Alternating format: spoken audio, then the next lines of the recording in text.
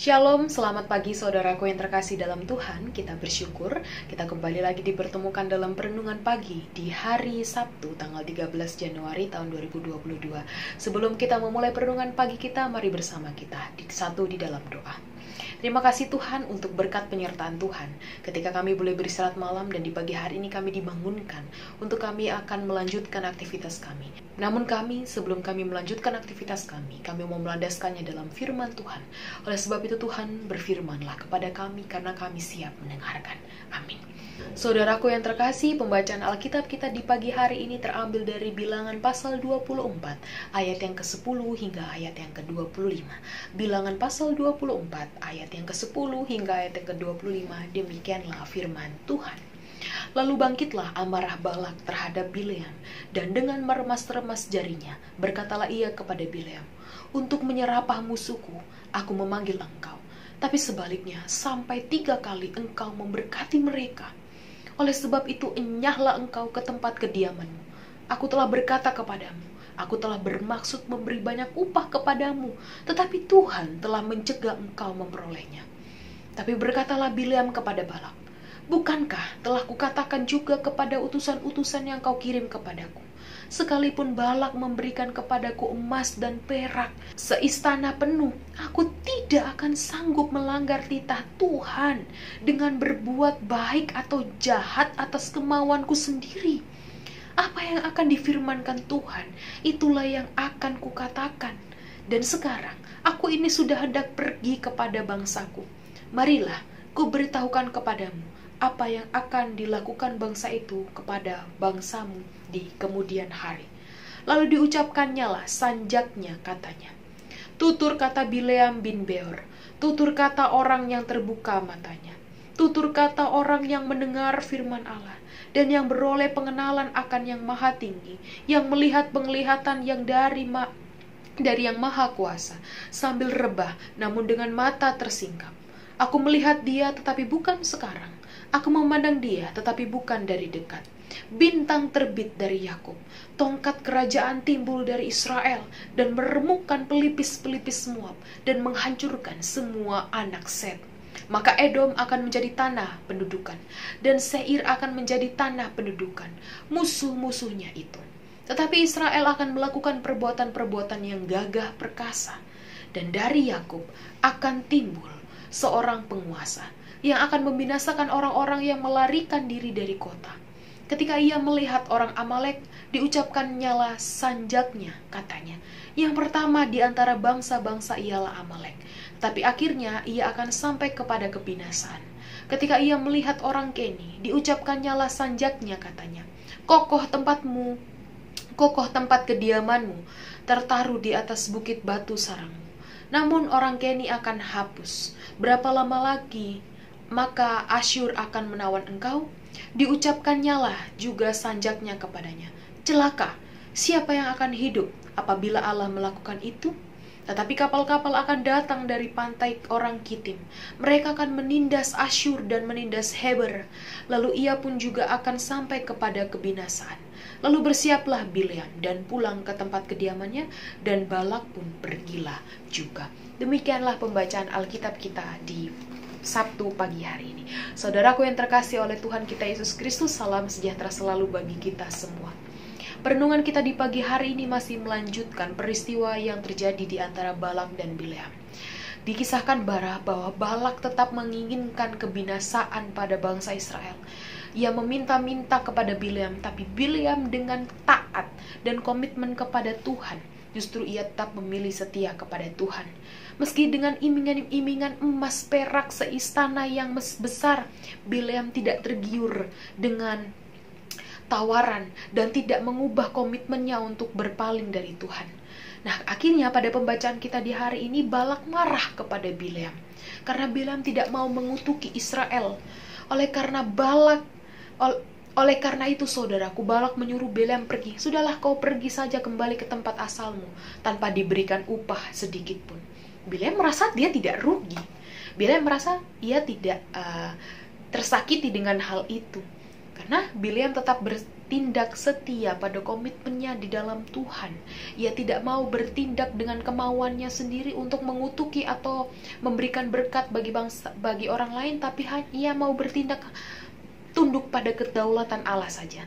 Kemudian apa yang terjadi? Sebelum Bileam pergi, ia memanggil Balak dan ia mengucapkan kata-kata nubuatannya akan apa yang terjadi di kemudian hari. Bahwa ketika kita baca dari ayat yang ke-15 sampai ayat yang ke-24, itu adalah nubuatannya Bileam bahwa bangsa Israel akan mengalahkan bangsa Moab di kemudian hari. Nah, saudaraku yang dikasihi oleh Tuhan, di perenungan pagi hari ini kita belajar lewat kesetiaan Bileam kepada Allah. Bileam tidak tergiur dengan tawaran duniawi. Kalau Bileam tidak setia kepada Allah, mungkin dia sudah tergoda dan tergiur dengan tawaran yang melimpah. Siapa yang tidak mau diberikan emas dan perak yang melimpah dari Balak? Pasti kalau sisi manusia, Bileam pasti menerima. Tapi dalam satu sisi, Bileam tetap setia menjaga komitmennya di dalam Tuhan, bahwa meskipun sebesar apapun upah yang diberikan oleh Balak, tidak akan mampu menggantikan komitmennya dia kepada Tuhan. Itulah bentuk kehidupan di dunia yang kita rasakan. Kita belajar dari apa yang terjadi di dunia lewat peristiwa Balak dan Bileam. Hidup di dunia sangat banyak tawaran yang menggiurkan, Bapak Ibu Saudaraku. Bahkan saya juga pernah mengalami di posisi seperti itu. Jika kita tidak kuat iman, hati kita mulai goyah, kita akan tergoda dengan tawaran. Mungkin tergodanya itu membuat kita jatuh dalam dosa dan akhirnya meninggalkan Tuhan. Apalagi dalam situasi seperti ini, situasi pandemi COVID, kita diperhadapkan pada kesukaran. Mungkin saudara-saudaraku yang di rumah juga merasakan dampak dari pandemi ini. Kita masih bergumul dan bergelut dengan situasi saat ini. Kita memang menderita, Bapak Ibu Saudaraku. Tapi satu hal yang harus kita ingat, bahwa Tuhan Yesus tidak sekali-kali meninggalkan kehidupan kita. Ada ketakutan di masa lalu, tapi kalau kita boleh ada sampai saat ini, itu berarti Tuhan masih bersama dengan kita. Tuhan pasti menjaga dan memelihara kita dalam segala hal, dalam segala situasi, kondisi apapun. Nah, kalau kita sudah dijaga oleh Tuhan, kita diberkati Tuhan, ketika tawaran dunia datang menghampiri kehidupan kita, kita mampu melihat apakah itu baik atau tidak, menguntungkan atau tidak, membawa berkat tidak, atau justru membawa kita dalam dosa perhambaan dan menginginkan sesuatu yang lebih lagi. Nah, kita bisa ngerti bahwa tawaran duniawi memang menggiurkan, tapi tidak semuanya itu baik. Sebab apa yang dunia tawarkan sifatnya hanyalah semu, sementara. Apa saja tawaran duniawi, saudaraku? Yaitu keinginan hawa nafsu. Hawa nafsu di sini tidak hanya berarti melulu mengenai persoalan seks, tapi bagaimana soal keinginan hati, keegoisan hati, keinginan untuk mendapatkan sesuatu yang lebih, keinginan mata, keangkuhan hidup. Kita bisa melihat itu di Alkitab ya, Bapak Ibu Saudaraku. Kita lihat dari kejadian Ananias dan Safira. Karena dosa terhadap uang, akhirnya mereka mati sia-sia. Kita melihat Yudas Iskariot yang menjual Yesus untuk memperoleh uang yang jumlahnya sebenarnya tidak besar-besar juga. Namun akhirnya ia mati dengan cara mengerikan, yaitu gantung diri. Karena dia merasa bahwa dia mengalami ketakutan dengan tawaran yang diberikan. Dan masih banyak contoh lainnya. Ada Nebukadnezar juga, raja yang mati karena hukuman Allah, karena dia angkuh dan sombong. Nah, Bapak Ibu Saudaraku, kita mengerti saat ini bahwa ketika kita mengejar atau tergiur dengan tawaran duniawi, itu tidak dapat menjamin kehidupan kita akan bahagia dan damai sejahtera selalu. Tapi justru sebaliknya, kehidupan kita akan ditakuti. Tapi justru sebaliknya, kehidupan kita diliputi dengan ketakutan, kegelisahan dengan apa yang kita miliki. Karena kalau kita takut apa yang kita miliki itu hilang dari hadapan kita, itu akan membuat kita menjadi gelisah. Nah, pertanyaannya bagaimana caranya agar kita tidak tergoda dengan tawaran duniawi? Yaitu mari kita bertekun, taat, hormat kepada Tuhan dengan mengikuti segala perintahnya. Dengan kita membaca firman Tuhan, kita mengerti apa maksud Tuhan. Maka kita akan mengerti juga untuk mengerti pikiran Tuhan. Kita mampu untuk mengalahkan tawaran duniawi, yaitu keinginan daging kita, keangkuhan hidup. Oleh sebab itu saudaraku, hiduplah menurut roh yang sudah Tuhan berikan.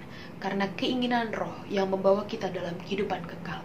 Tetapi keinginan daging membawa kita hidup pada kesia-siaan belaka dan bahkan juga kebinasaan.